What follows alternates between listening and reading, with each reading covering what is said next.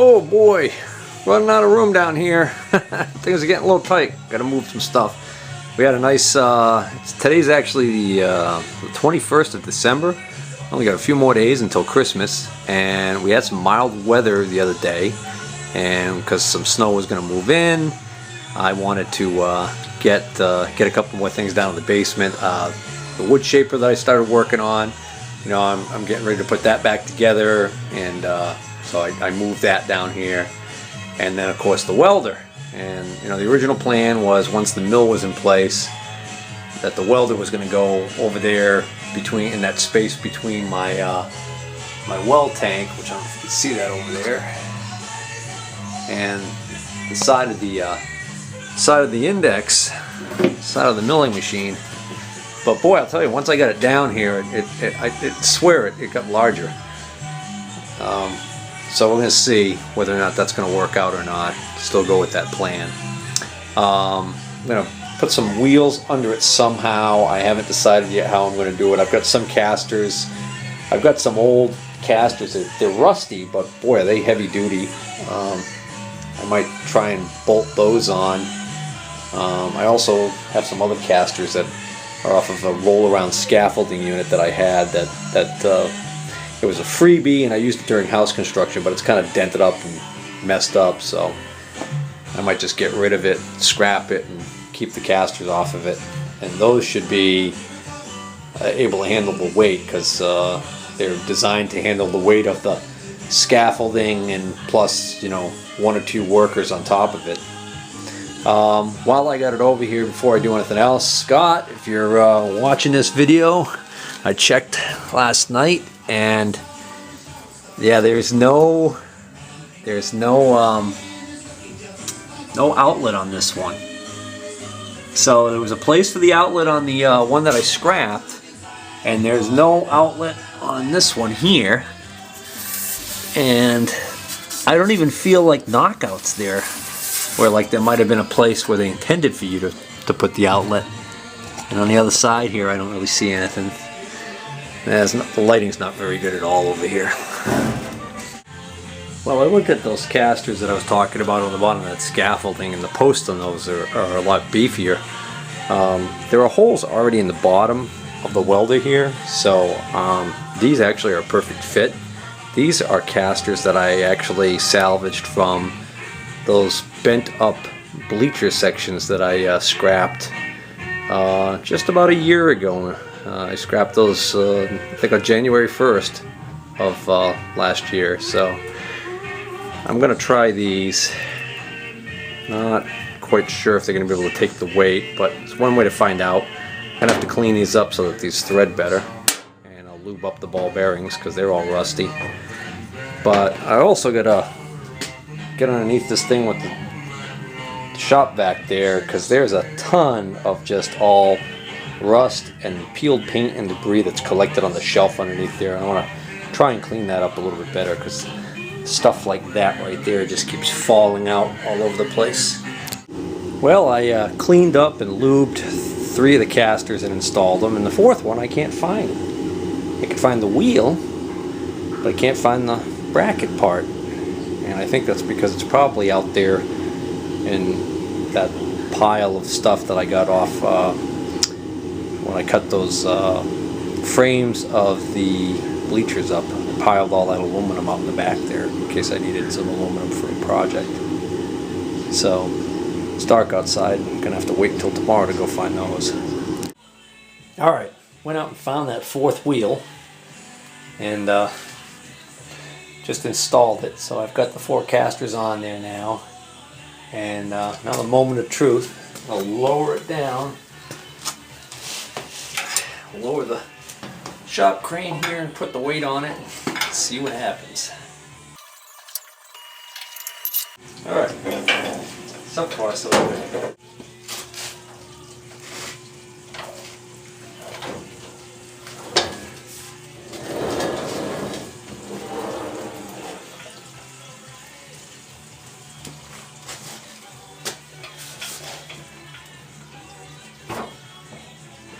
Yeah, I mean, I wouldn't want to reach underneath there if I dropped the quarter, but for now, I think it'll do just fine. Even if one of those casters fails, I don't think it would cause it to tip enough to suddenly flip. So I'm going to deal with I'm just going to roll with that, so to speak. Pardon the pun. Alright guys, I'm back at messing around with the welder here. I'm going to do some preliminary checks like I talked about, and what I've got is I wired up an extra range plug that I had. Range or dryer plug, I don't remember which. This is just temporarily, and what I've done now is I've just gotten done making my hookups here and checking my jumper settings. There's a diagram right here, and basically there are only 3 connections. You got line, and ground, so the neutral isn't used, and then you've got jumpers on these 6 connections right here, and then you've got a jumper on these 5 connections on this terminal strip. The jumpers up here, basically it shows that there should be a jumper from 1 to 2 and another jumper from 3 to 4 for the 230 volt setting up here. And then on the terminal strip there should be a jumper from 1 to 2. And that's basically it. These other settings would be for 460 volts or 575 volts. I've never actually even heard of that. That must be something maybe unique to a factory or something. Not sure where that comes from. Alright, so now I'm going to grab my extension cord and plug into the outlet that I have running off of the circuit in the house for the range, which is a 50 amp circuit. And since nobody's using the oven right now, the oven's basically drawing barely anything, so that'll give us some power to play with to do some preliminary checks. Alright, I just shut the radio off so that I'll be able to clearly hear if anything unusual should happen. I'll be able to hear the snap of the breaker over in the main panel if it trips, or if there's any unusual noises coming out of this thing.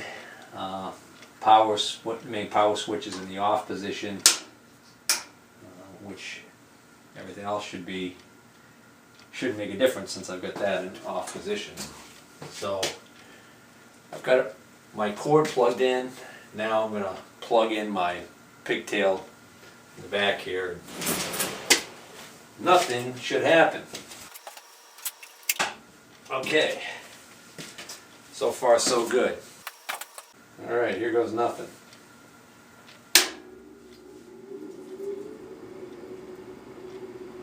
Well, fan works.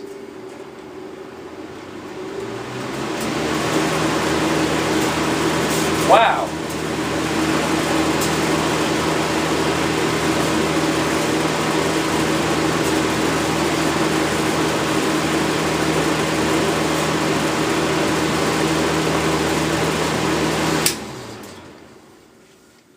That fan is loud once it gets cranking. I wonder why it took so long for the fan to come up to speed.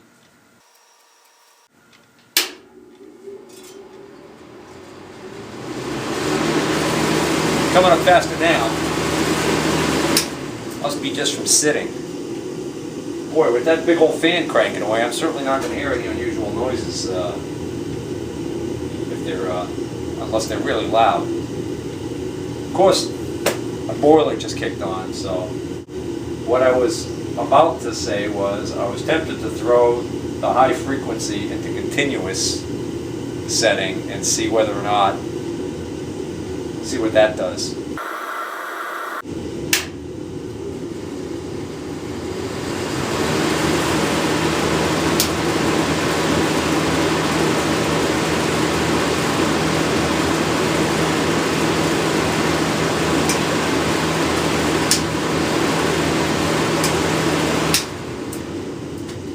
Okay, that's not doing anything when I throw it in continuous, but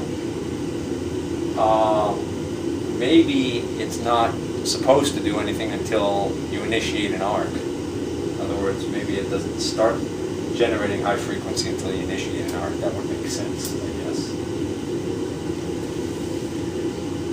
And we have the start adjustment up here, the range switches, the amperage range.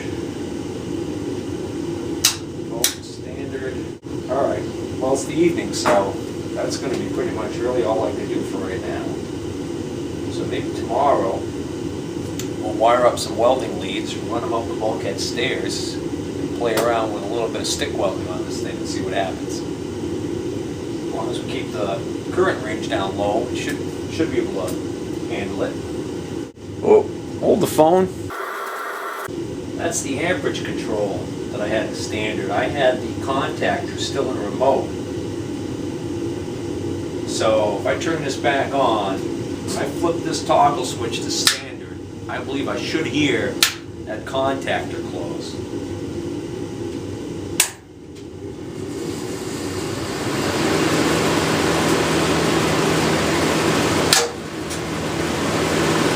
It does.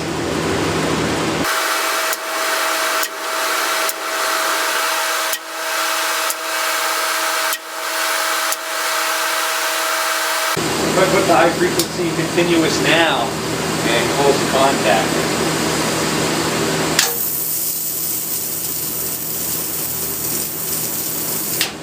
See that? It's making high frequency like the son of a gun. Close this puppy up. Hold on, I gotta get something to hold that door open. Sorry about that, I just realized that bottle wasn't blank. I'll just hold it open.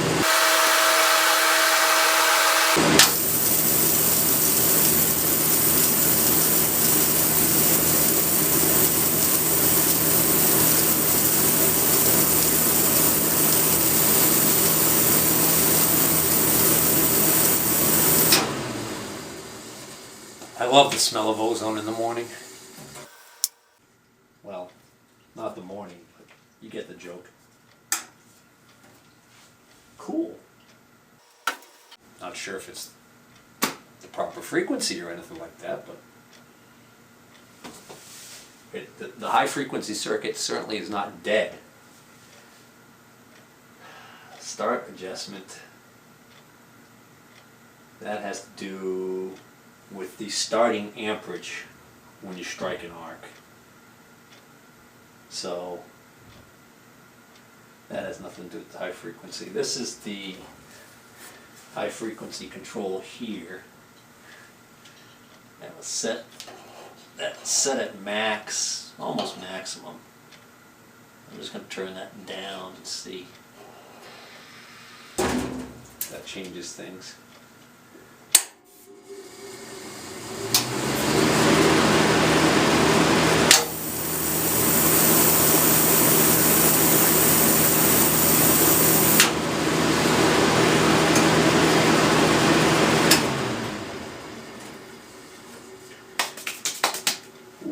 Have some fun.